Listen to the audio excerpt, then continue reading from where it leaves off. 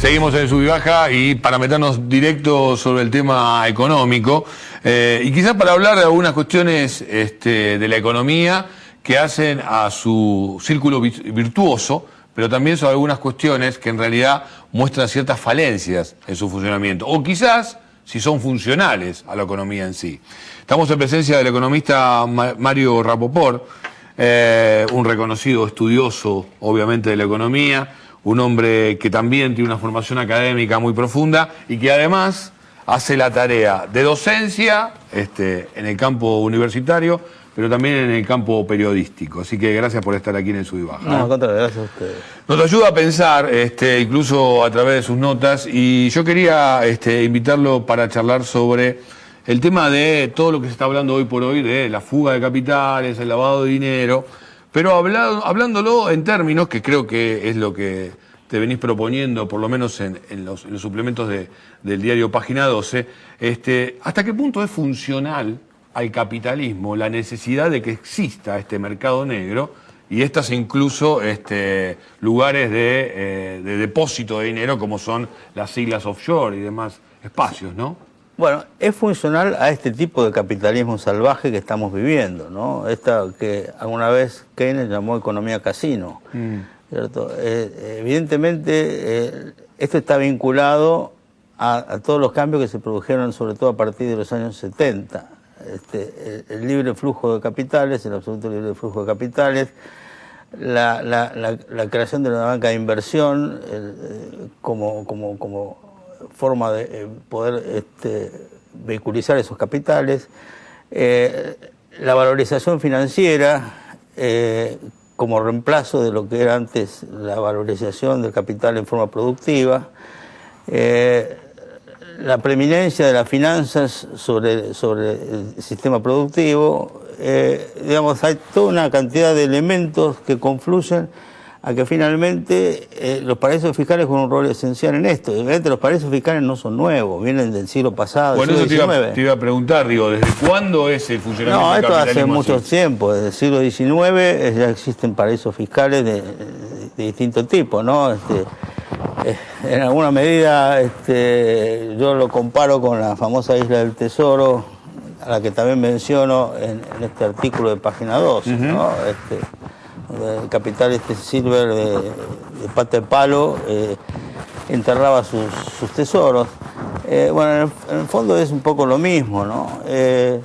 Aquí está grabado por el hecho de que lo fundamental de los paraísos fiscales, que están basados en el más absoluto secreto bancario y la no identificación de aquellos que tienen fondos en esos paraísos, tiene que ver con la evasión fiscal en primer lugar y con el lavado de dinero en segundo lugar, con lo que a su vez está relacionado todo el trasfondo del movimiento de los capitales provenientes del narcotráfico, de la droga, de la criminalidad.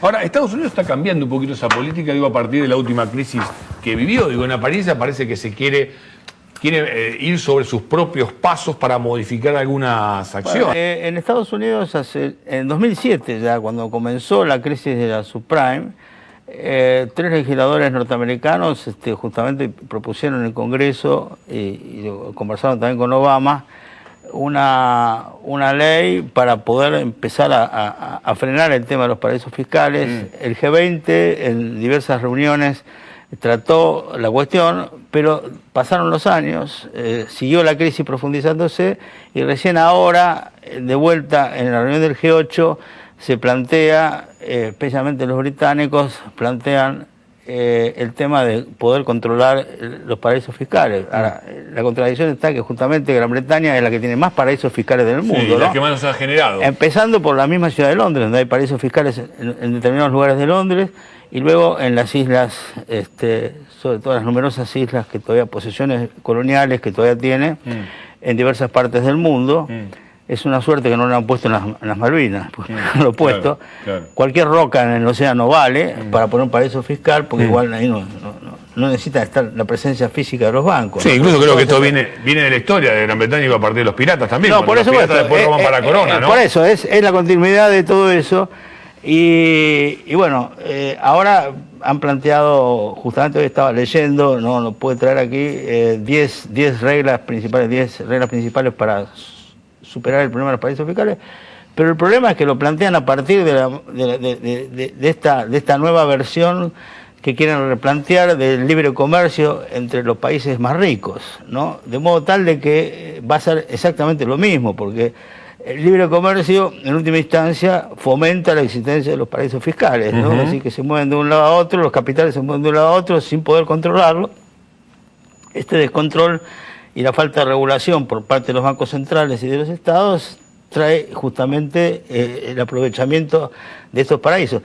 Esto, curiosamente, por ejemplo, es muy interesante el caso de Suiza, que en gran medida comenzó en parte en Francia, cuando durante la Primera Guerra Mundial en Francia se elevaron notablemente el impuesto a las rentas de los grandes contribuyentes, entonces inmediatamente trataron de sacar su dinero y enviarlo a Suiza, que había establecido una ley de secreto bancario. Luego los nazis se aprovecharon de esto, hicieron de Suiza también su propio paraíso fiscal, y bueno... o sea que prácticamente un Estado, una república europea, bueno, ¿no? Central, digo... Suiza, Irlanda, a este tema. Está Irlanda, donde justamente ahora está el tema del conflicto con Apple, que ha constituido sedes en Irlanda y pretende no pagar sus impuestos en Estados Unidos, sino en Irlanda. Los irlandeses dicen a su vez que debe pagarlo en el país de origen, por lo tanto hay un conflicto al respecto. En Irlanda los impuestos son mucho menores, de modo que es todo una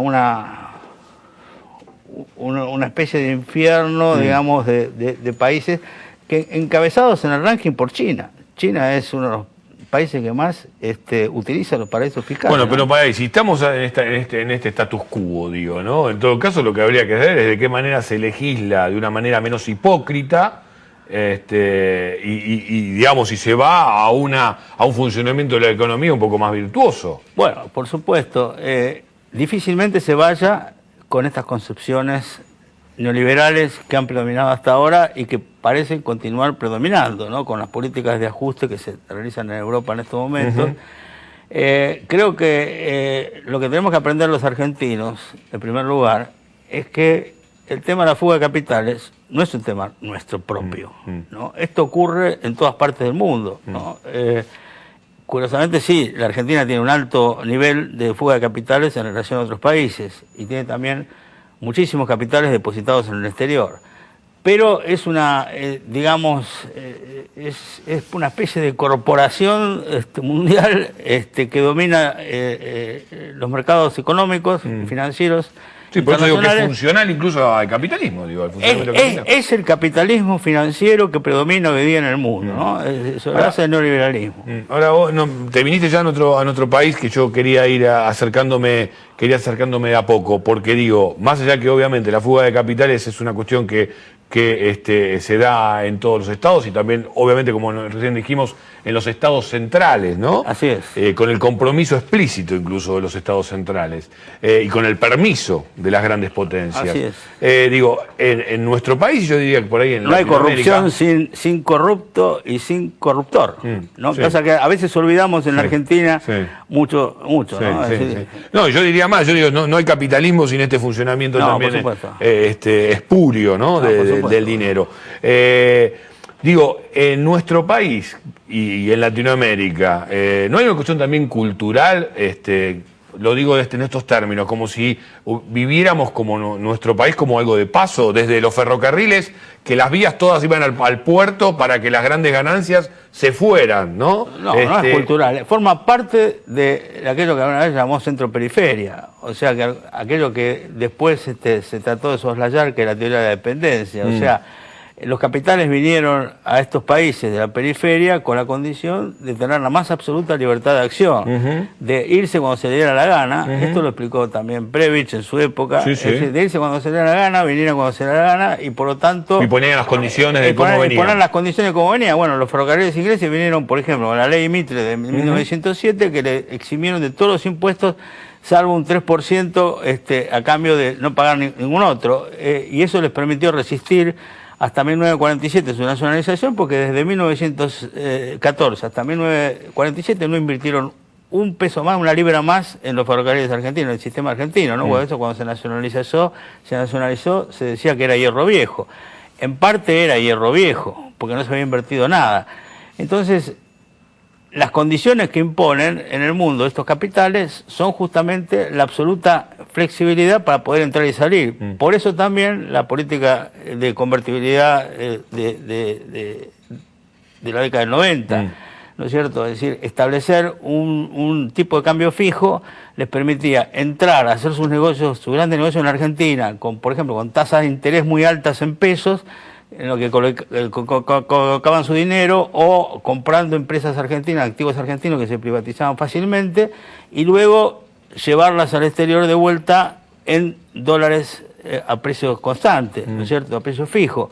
Entonces, esto tiene que ver con la misma política. Sí, no, pero está bueno también instalar este tema de que funciona en otros países, porque si no parece que esto es propiedad de la Argentina, y además se genera toda una corriente de opinión pública en que en verdad lo que tenés que hacer es justamente fugar tus capitales, ¿no? Bueno, esto tiene que ver también con la cultura del dólar y con otras cosas, ¿no? Claro. Es decir, pero existe evidentemente en todos lados, yo lo dije en mi artículo, en estos momentos, por ejemplo, en la Argentina tiene casi la cantidad la suma de su Producto Bruto Interno invertido en el exterior por capitales argentinos.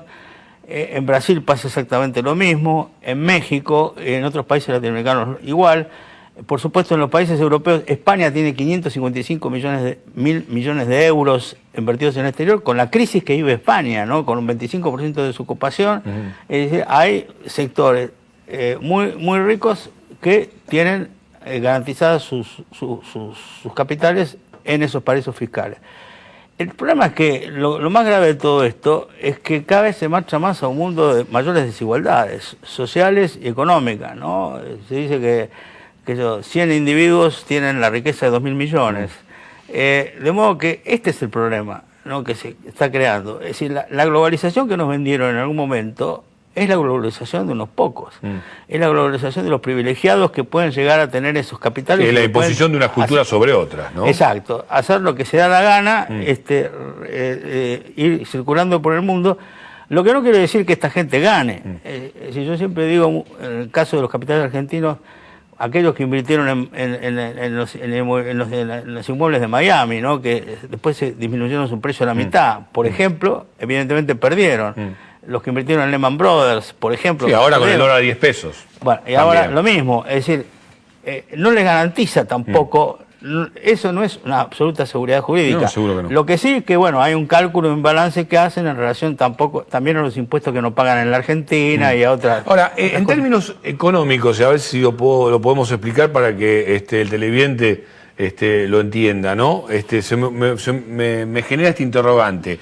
Si yo todo ese dinero que está por fuera del sistema lo paso al sistema, lo vuelvo, ¿no?, hacia el funcionamiento de la economía real, que en realidad hoy por hoy, en un momento se hablaba de que solo el 10% de la economía real representa de lo que se mueve en la economía financiera, ¿no? Así es. El 10% de la economía real, la economía real tiene el 10% de lo que tiene la economía financiera. Así es. Digo, si yo ese dinero lo traigo a la economía real, ¿no produzco un cimbronazo en lo que tiene que ver con el valor de la moneda? Por supuesto, por supuesto. Además, el tema es que esta idea de la valorización financiera que ha reemplazado a la rentabilidad de la producción real es falsa. Es una idea falsa porque es un juego suma cero, ¿no es cierto? Lo que unos ganan, pierden otros. Es decir, no es que todos ganan por poner sus capitales afuera, tiene que haber... Y además, no pueden ganar si no hay producción detrás. Si siempre va a haber una oferta... Pero por eso digo la idea de que quieren irse, porque en realidad no les importa, digamos, qué termina pasando después. No les importa qué termina pasando después, no hay noción de país, de nación, etcétera, etcétera, que es lo que han tratado de imponer estos globalizadores, ¿no? Esta visión fundamentalista de la globalización, intentando implantar la idea de que existe un mundo único. Ese mundo único es un mundo único para un pequeño universo de personas, no para los millones que no tienen ni teléfono, ni internet, ni otros medios por ejemplo, que viven en Etiopía o en las regiones pobres del mundo, ¿no? O mismo en el interior de la Argentina o en otros países latinoamericanos.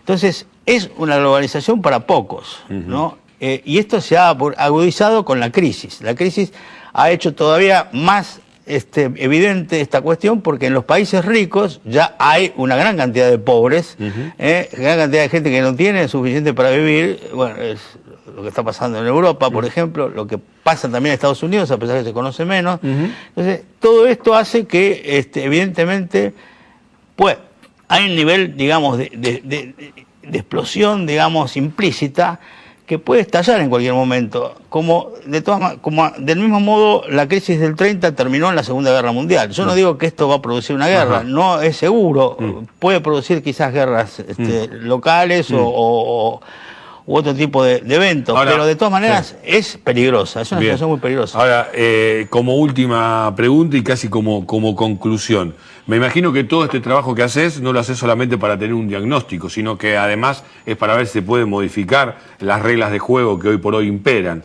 La pregunta es, ¿se pueden modificar las reglas de juego que hoy por hoy imperan? ¿Hay una posibilidad, digamos, de que el mundo funcione de una manera mejor? Bueno, yo creo que en los últimos años un ejemplo ha sido justamente los países del sur del continente americano. Es decir, en Sudamérica se han ido creando instancias, gobiernos, que están tratando de, justamente sobre la base de las malas experiencias pasadas por las crisis, ¿no? Recordemos la crisis de Brasil del 99, la crisis de Argentina de 2001-2002, la crisis de otros países latinoamericanos, justamente han comenzado a plantear políticas diferentes, ¿no? Políticas de reindustrialización, de vuelta al mercado interno, de empleo, etcétera, etcétera, que tienden a eliminar este tema de la valorización financiera, pues. Uno se queja del control de las importaciones. Justamente el control de las importaciones es evitar que esos capitales se vayan afuera como se estaban yendo a partir de tener la posibilidad de poder cambiar 2 millones de dólares por día, ¿no? Es decir, era una barbaridad eso. Entonces lo que está haciendo es, las divisas son para el comercio exterior y para, eventualmente, en nuestro caso, el pago de la deuda externa, pero no para otra cosa, o eventualmente para los que viajan al exterior. Pero mientras lo hagamos solamente desde un país periférico o de una región que no tiene, digamos, el control de cómo se mueve el mundo económico en general, me parece que se va a hacer complicado. Se va a hacer complicado, pero se está haciendo complicado en el mundo desarrollado. Es verdad. ¿No? Están aprendiendo o están pasando por esta crisis, como la pasaron en los 30. En los 30 la pasaron muy mal en el mundo desarrollado, ¿no? En Estados Unidos, en Alemania, etcétera, etcétera. Mario, gracias por estar aquí en el Sub y Baja, Un gustazo. No.